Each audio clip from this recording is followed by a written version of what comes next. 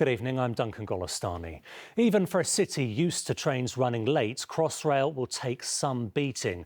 The project was due to open a year ago, but that date came and went. The new start date is autumn 2021.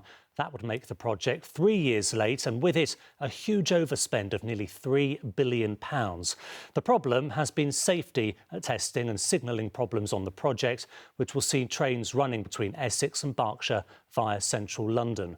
The bosses of Crossrail have insisted they do now have a grip on the project. Our political correspondent Simon Harris has the latest. At Paddington, they're putting the finishing touches to the new station. But then they've been doing that for more than a year and it still isn't ready. 12 months ago, some of these stations looked like they were nearly finished. But that was an illusion. These stations looked as though they were complete. A few months later, actually, I went back to the stations and tiles had to be taken away, platforms had to be reopened up because some of the wiring, some of the systems, some of the processes that should have been applied and should have been installed, some of the equipment that should have been installed simply wasn't there. Unfinished stations are only part of the problem. The next big challenge is fixing bugs in the software for the signalling system. Until that's done, engineers can't test the trains properly. Tests which could last up to a year. So Transport for London now reckons it'll be autumn 2021 before the first commuters can start using the Elizabeth line.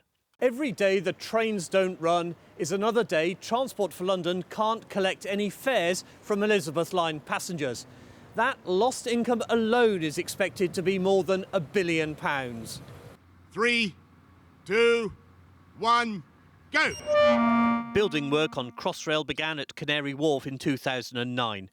4 Prime Ministers later, the official opening date has come and gone and the scheme has swallowed more and more taxpayers' money. Crossrail was the flagship project in the world and it's now going to open, the first bit of it, 3 years late, probably up to £3 billion over budget. You know, that's damaging to London as a city, as our reputation to develop and build, and it means other projects are going to get knocked back further and further into the future.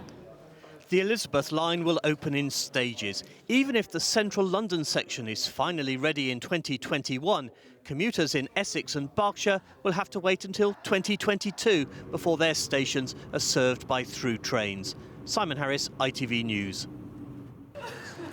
Seda Boudin thought her son was in a safe place, but today she travelled from the family's home in North Africa to the London suburb where he was stabbed to death. It was almost too much to bear.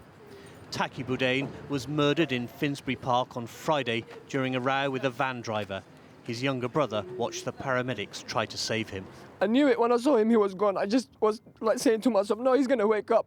I shouted my name because if he hears my name, I know he'll get up. I said maybe that will make him get up. He never did. By day, Taki Boudin was a chef. At night, he rode a scooter for Deliveroo and Uber Eats. He sent money to his parents in Algeria.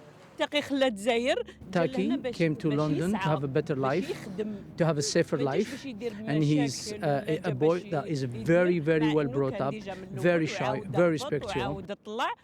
The family was joined by other delivery drivers, all with stories of violence on the streets. On Saturday, Zakari Garabi showed Jeremy Corbyn a picture of his injuries after a driver tried to cut him up. Somebody wanted to pass, he couldn't have space. I don't have space to let him pass. He just came with a car, blocked my car, come out and punched me on the face. And I lose my socket and they have metal plate on my eye now. One guy told me, I think we're going to start wearing bulletproof to do this job, which is not fair. And another guy told me, when I'm having shower, I say to myself, wow, I survived another day. You know who says that? A drug dealer says that. A gang member says that, not someone who works for his family. The police do have some leads in the hunt for Taki Boudin's killer. The white Volkswagen van was found abandoned in Islington just over 24 hours later. Whoever was driving it is now the prime suspect in a murder case. 3 years ago, Seda Boudin recovered from cancer. That was when her son returned to London. She said the moment he arrived in London, the moment he landed in London, this is when she had peace of mind. She said, he's in London, I don't have to worry about anything. This is when she started sleeping properly about and never had to worry about her kids. She never imagined London would be such a dangerous place. Tonight, Taki Boudin's family ask only that his body is returned to them and his killer is quickly caught. Simon, the first murder investigation in the capital this year. Tackling violent crime is going to be a major issue, not just for the police, but politically too. Yes, what happened to Taki Boudain is just a snapshot of the sort of violence we in London have become so familiar with in the last few years. And it's going to be a big issue in the mayoral election in the run-up to that in May. There were around 150 murders in London last year. Sadiq Khan's hoping to be re-elected for a second term. Today, he outlined his plans to raise the average council tax bill by 12 pence a week to help pay for more police. But his opponents are going to argue that knife crime is out of control on his watch and he hasn't got a grip. OK, Simon, thank you. Good evening. They were flying home to London from holidays and celebrations in Iran when last night, shortly after takeoff, their plane crashed in a field outside Tehran. All 176 people on board the Ukraine International Airlines flight were killed. It saw newlyweds Saeed Tamassebi and Niloufer Ibrahim were coming back from celebrations with their family. Sam Zokai, an engineer for BP, was on holiday. They say they are deeply shocked and saddened. In Iran, the black box has been recovered, which could give clues as to why the plane came down. Our correspondent Simon Harris report contains distressing images. They were about to begin life as a married couple, but Saeed Tamassebi Khademzadeh and his bride Niloufer never made it home from their wedding. They died together when their plane fell from the sky in Iran. The shattered fragments of the Boeing 737 testify to the force of the impact. No one could have survived and no one did. Mr. Tamassebi was a postgraduate researcher at Imperial College in Kensington. His speciality was called systems engineering, and according to Imperial, he won the respect of everyone he worked with. Imperial College described him as a brilliant engineer with a bright future, and the statement went on to say his work will benefit society for years to come. Sam Zokai was also an engineer and also a passenger on the plane. He worked for BP, but was remembered by neighbours in Richmond as a part-time property developer. Derek Lee heard the news this morning and was praying it was wrong. Hopefully he wasn't on it, but obviously people get the passenger lists and people think that he's on it, so very shocking to see if it's true. But this afternoon, Mr. Zokai's firm issued a statement confirming the worst. It said, "We are shocked and deeply saddened by this tragic loss of our friend and colleague, and all of our thoughts are with his family and friends." Mr. Tamassebi and Mr. Zokai were flying from Tehran to Kiev on a plane belonging to Ukraine International Airlines. Iranian officials dismissed the idea it was shot down by a missile, instead blaming an engine fire. But the Ukrainian government is suspicious of Tehran's claim and is sending its own team to the crash site to investigate. Simon Harris, ITV News. Good evening. Less than 2 years ago, Windsor was a setting for the royal wedding, the day Harry and Meghan became not only husband and wife, but also the Duke and Duchess of Sussex. Well, last night they effectively handed in their resignation as senior royals and said they would work to become financially independent. But what about the London charities the couple have famously supported? What will this split mean for them? More on that in just a moment. But first, our correspondent Simon Harris on the reaction in Windsor. Even in winter, Windsor puts on a show. The town was always on the royal tourist trail, but the Harry and Meghan factor made it even more popular. The castle was closed today, but visitors still came to see the changing of the guard, including Americans like this couple who disagree over Harry and Meghan's life change. I can understand why, as a team, they're deciding what's best for their family to blend the two worlds together. He is part of the family, and I think staying part of the family or staying involved is part of what he signed up and what he's part of. So I lean more towards him staying in than walking away. May 2018 and the Markle sparkle was in full dazzle mode as Windsor and the rest of the world were captivated by the wedding of the year. Fast forward 20 months and the castle was colder, the atmosphere more subdued as tourists took in the news. Judith is from Sunbury in Surrey, Donna from Perth in Australia. I was surprised, to hear that. Sad? I think it is, yeah, I think it is. You're laughing, but no, I do. I feel that it is. I don't think it's sad. They can go and live their own lives as they want, just not have us pay for it. That's okay. They want freedom from the royal family.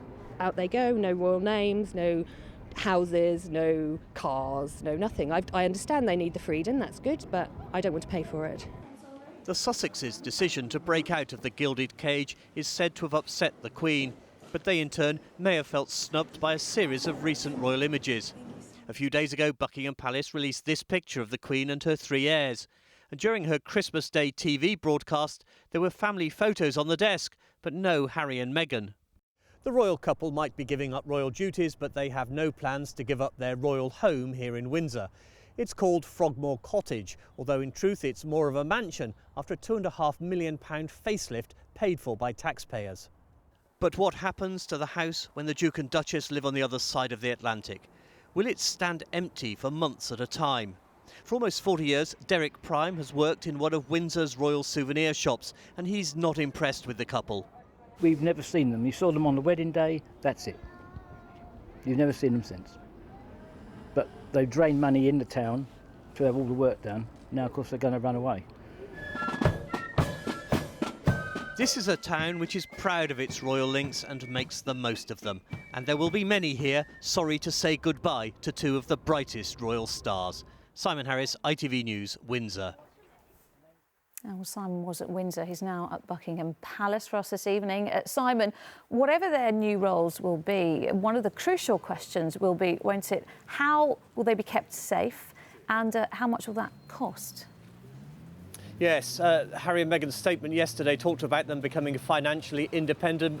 In other words, they seem to be suggesting they want to earn a living and pay their own way, but that's unlikely to cost the cover of their police protection. Even when they step away from royal duties, they'll still need armed bodyguards. After all, Harry is still the Queen's grandson. At the moment, it's the Met's responsibility. We don't know precisely how much it costs, certainly hundreds of thousands of pounds every year. And if they're going to live abroad, it's going to cost even more, especially if they're away from the security of royal palaces and castles. So some big questions for the Commissioner of the Metropolitan Police and the Home Secretary about who picks up the bill. Lucrezia. Big questions indeed. Simon, thank you. Next tonight, the management at Crossrail sounded, dare we say it, optimistic today when they announced that part of the route through central London could open as early as next summer. Mind you, that's still 2.5 years late, and before the trains can start running, 16 million individual safety checks have to be completed. Hopefully not all of them by the same person. Simon Harris reports. You wait ages for a new opening date for Crossrail, and then two come along in the same week. On Monday, London's Transport Commissioner warned of a fresh delay until autumn 2021. Now, Crossrail bosses have decided they can do better than that, although the line will still be massively over budget and years late. At the moment, we're planning for the summer of 2021. When in the summer of 2021? Well, the point is, when we get into trial running, it's a process of shaking down all of the bugs in this very complicated digital system. So there's a range of uncertainty around that. We won't know really till towards the end of this year precise dates. The key to all this is the success or otherwise of so-called trial running, when engineers test the plan to run 24 trains an hour through the central tunnel. That should begin in the autumn. This new timetable comes with an inevitable health warning. Unforeseen snags could still jeopardise the opening. Before the railway can be declared safe enough for passengers, 16 million boxes need to be ticked. That's because every single smoke detector, every CCTV camera, there are 17,000 of them, every help point must undergo a series of checks before each one is issued with a safety document. Today at Farringdon, they were using a cardboard cutout of a passenger to make sure the CCTV cameras were in focus. It's this attention to detail which will take months. But on the plus side, the software engineers think they've overcome the worst of the gremlins affecting the complex signalling system which controls the trains. We've heard there has been some progress with the signalling systems, but let's see, when do they start the trial running? That will be the real test. And they claim they can do it within 7 months. Internationally, it's normally 9 to 12 months. So let's see when they get onto that testing what really happens. No one is yet brave enough to put a precise date in the diary for when the first trains will carry passengers. And even if it is summer 2021, through trains from Essex are unlikely to start running until December 2021. And commuters in West London and Berkshire will have to wait until May 2022. Simon Harris, ITV News, Farringdon.